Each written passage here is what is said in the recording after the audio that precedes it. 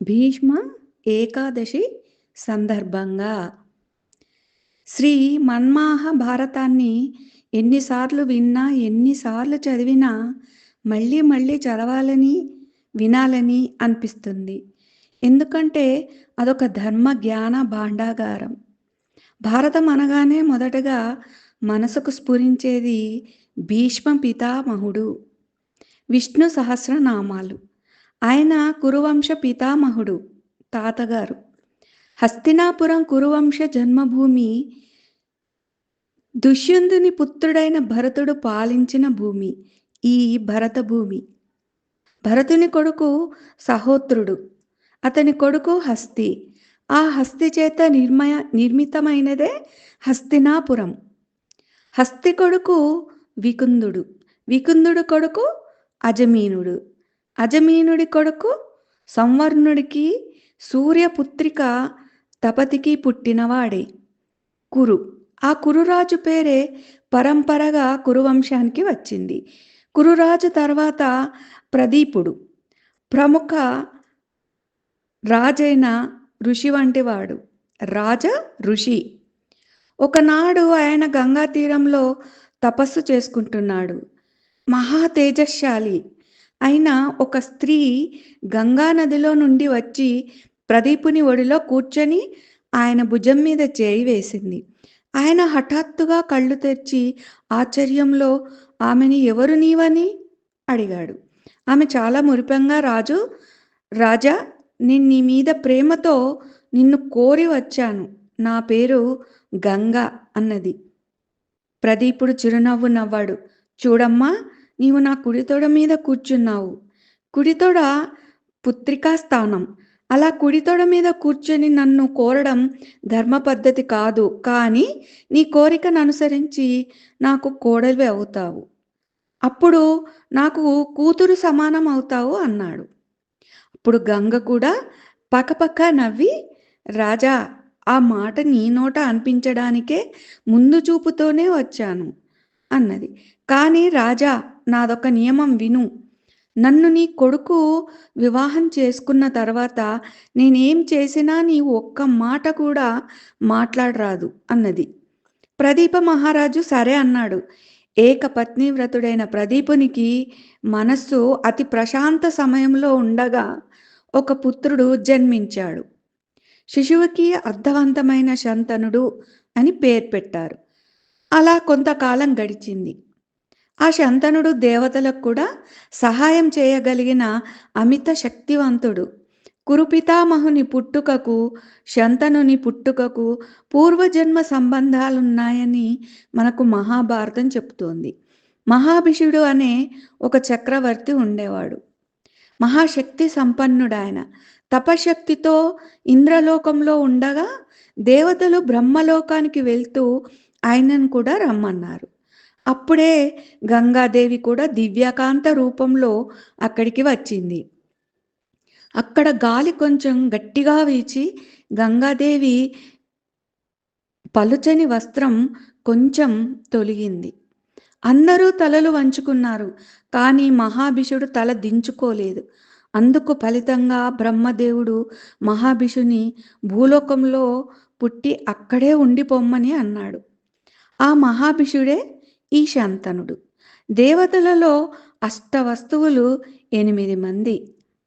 వారిలో ద్యువు అనే వసువు భార్య వశిష్ఠ మహర్షి వద్ద ఉన్న కామధేనువు పాలు కావాలని భర్తను ఎలాగైనా తెచ్చిపెట్టమని కోరింది.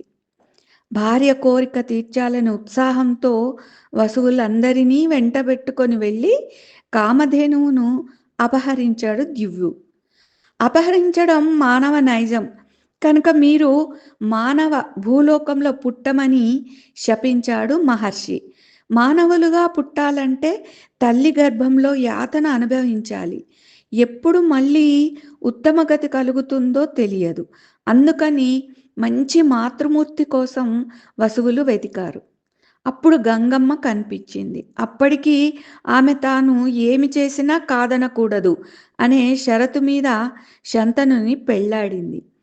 వసువులు గంగాదేవిని, తల్లి, మమ్ములని గర్భంలో ధరించు, మేము భూమి మీద ఎక్కువ కాలం ఉండలేము. మేము పుట్టగానే మళ్ళీ మా లోకానికి గంగా జలం ద్వారా పంపించు తల్లి అని వేడుకున్నారు. అప్పుడు గంగమ్మ, "వసువులారా, మీకోసం నేను 8 సార్లు గర్భం ధరిస్తే నాకు ఒక్క కొడుకు కూడా మిగలడా?" అన్నది. అప్పుడు ద్యువు, "నీ కొడుకుగా ఉండిపోతాడు. మేము ఏడుగురం మా తేజస్సులో 8వ భాగం ఈ ద్యువులో ఉంచుతామన్నారు." గంగమ్మ ఒప్పుకుంది. పుట్టగానే 7 వసువులను గంగలో వదిలివేసింది. 8వ వాడిని వద్దని వారించాడు శంతనుడు. వెంటనే మన నిర్ణయం ప్రకారం నేను నిన్ను విడిచి వెళ్ళిపోతానన్నది. మహారాజా, నేను వెళ్తూ నీకొక నిజాన్ని చెప్పి వెళ్తాను. నేను గంగపాలు చేసిన 7 వసువులు నాపకారాన భూమి మీద పుట్టారు.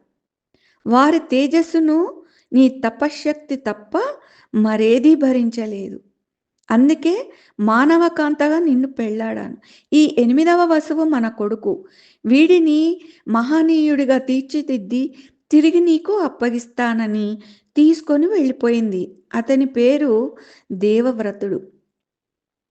ఆ పిల్లవాడికి వశిష్ఠుడు పరశురాముల వద్ద శస్త్రాస్త్ర సమగ్ర విద్యలను, బృహస్పతి శుక్రాచార్యుల వద్ద సమస్త ధర్మనీతి శాస్త్రాలను బోధింపచేసి సర్వ విద్యాశ్రేష్ఠుడిగా పెంచింది. ఒకనాడు శంతన మహారాజు గంగా తీరాన విహరిస్తుండగా తేజశాలి, మహాప్రజ్ఞశాలి, మహాయోధ లక్షణాలు కలిగిన దేవవ్రతుణ్ణి చూచి ఆశ్చర్యపోయాడు. అప్పుడు గంగాదేవి ప్రత్యక్షమై, "మహారాజా, మన పుత్రుడు దేవవ్రతుడని అప్పగించి అంతర్థనమైంది. ఆ జన్మ శుద్ధమైన దైవశక్తి మహర్షులు, దేవగురువుల శస్త్రాస్త్ర సంపదలతో ఎదురులేని మహావీరుడైనాడు దేవవ్రతుడు." శంతనుడు కొడుకుకి యవ్వన రాజ్యాభిషేకం చేశాడు. ఆ రోజులలో రాజులకు ఏకపత్ని వ్రతం లేదు. శంతనుడు గంగా తీరాన దాశరాజు పెంపుడు కూతురు సత్యవతిని వివాహమాడాలని భావించాడు. కానీ దాశర్యులు అంగీకరించలేదు.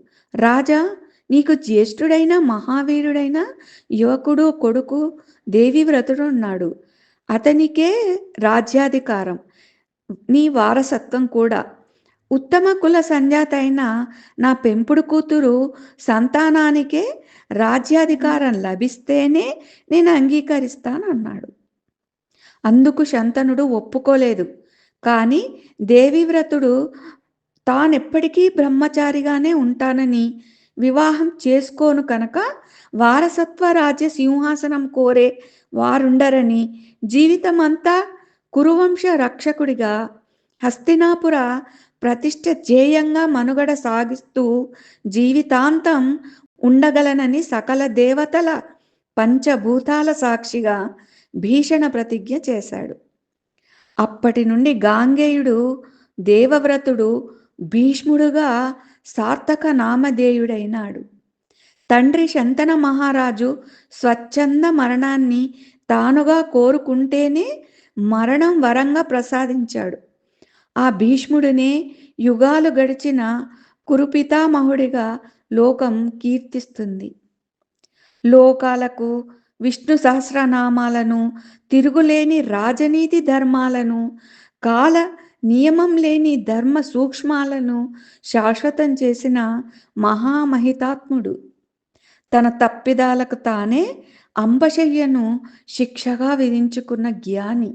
అందుకే ఇప్పటికీ ఆ మాట తప్పని వ్యక్తిని భీష్మ ప్రతిజ్ఞ చేశాడు అంటాము.